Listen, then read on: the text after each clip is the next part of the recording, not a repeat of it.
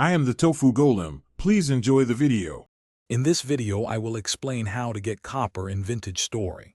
To begin your copper journey, first locate surface deposits of copper ore, often appearing as loose stones. Once found, use a pickaxe to mine these deposits, which will yield copper ore chunks. Finally, smash these chunks with a hammer to get usable copper nuggets. You'll need about 40 nuggets to start crafting essential tools. Next, you'll need to process your copper.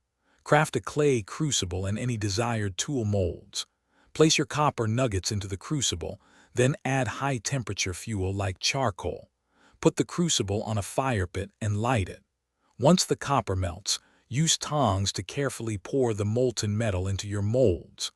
Allow the metal to cool completely before removing your new copper items.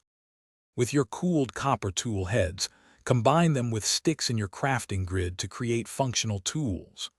Copper tools are a significant upgrade, offering much greater durability compared to their stone counterparts. A copper pickaxe, for instance, allows you to mine stone and other valuable ores, opening up new possibilities for progression in your world. Beyond basic tools, copper is crucial for advanced metallurgy.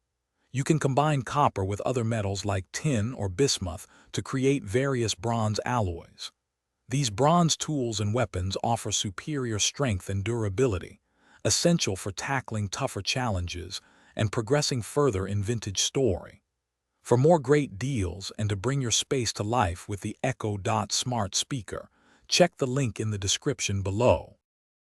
Thanks for watching. Consider subscribing if we helped you today.